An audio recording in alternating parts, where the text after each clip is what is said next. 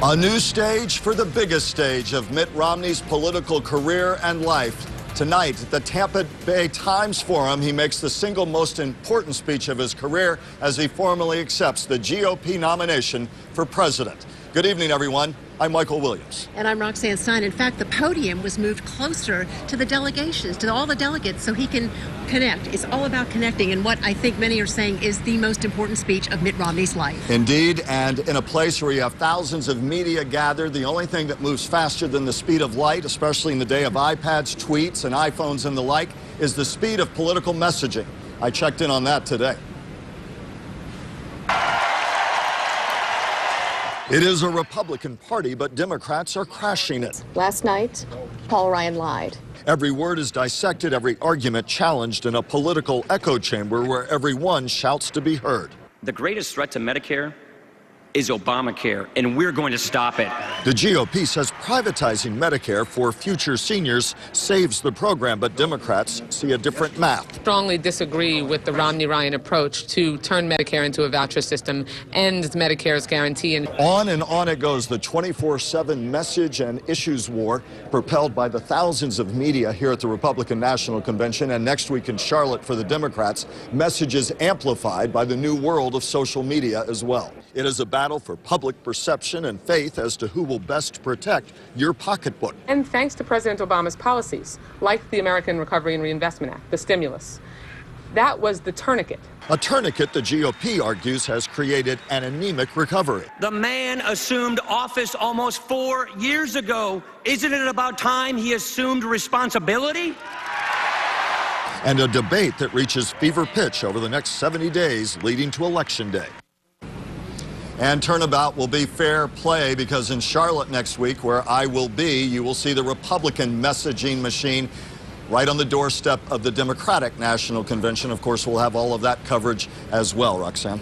And I spoke to a few delegates as we talk about Mitt Romney's speech tonight and just how important it is that he relate to the American people. I was with the Florida delegation on the convention floor last night and talked to them not about what they want him to say, but what they think they'll walk out hearing.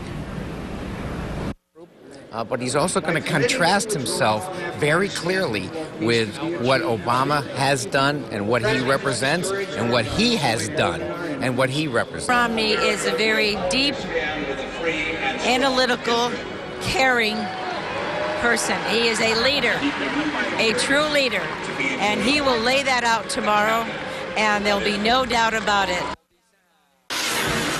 But a little bit more of a positive image, a positive vision, so that we can see where he wants to go. Not so much what he wants to give or do, but where he wants to take the nation. What I expect to hear would be how he's going to differentiate himself to the other candidate as to bringing about jobs and prosperity for the American people and how he's going to turn the economy around. And one of those delegates told me that he wouldn't be surprised if tonight he saw Mitt Romney take his jacket off, roll up his sleeves, and say, let's get to work. Now, getting that message out, it is all about that, especially this morning. The Romney campaign had its top surrogates out spreading the word.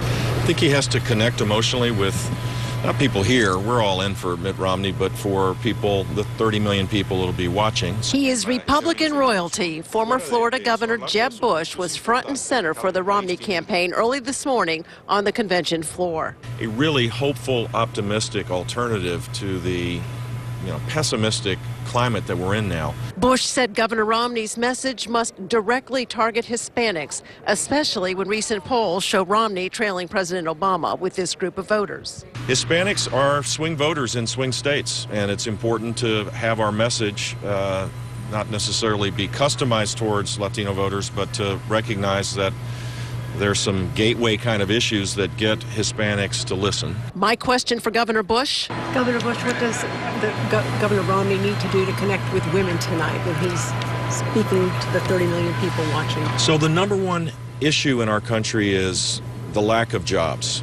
I thought it was really compelling when Paul Ryan talked about the 20-year-olds staying in their guest room of their parents looking at the faded Obama posters. It was funny, but it was also true. We have a 50% underemployment rate among young people. Moms care about that.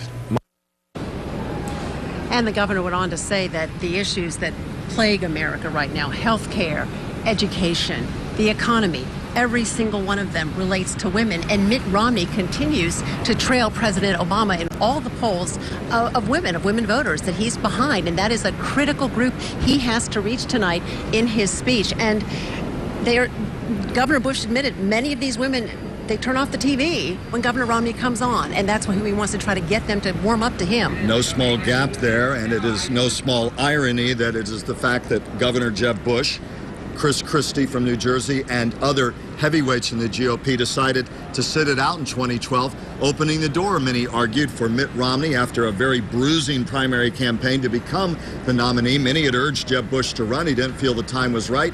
Whether he ever again feels that window opens for him, we'll see. Jeb Bush fully behind the Romney-Ryan ticket, and throughout the last year said, I'm not interested. He meant it, but nonetheless, many are saying what might have been. An interview just some time ago, he said the time was several years ago for him to run, and he feels the time has passed. Now, Governor Bush is speaking tonight. It's sort of a Florida night among the many speakers this evening, early evening, but 7 o'clock is Connie Mack, and then at 8 o'clock is Jeb Bush. Marco Rubio is introducing Mitt Romney, and this is a big stage for Marco Rubio tonight. For many people who really don't know him, he is a darling within the party, and this is the big national stage for him. In many ways, the coming out party for the Tea Party darling of 2010, who surged to a big victory in Florida, is now pivotally important in terms of trying to pitch the Florida vote Mitt Romney's way. And Marco Rubio also, with his youth, the fact that he is Cuban-American, his Hispanic roots, it makes him in GOP ranks the person they see as a future star who can really drive this party a long way. He was on the short list for VP for a long time, so big night for him as well. We'll have full coverage of that. And we don't want to forget, too, that in a swing state with the Hispanic vote, it is creative. Get Marco Rubio on stage in Florida with the voters watching. It could be pivotal for the state.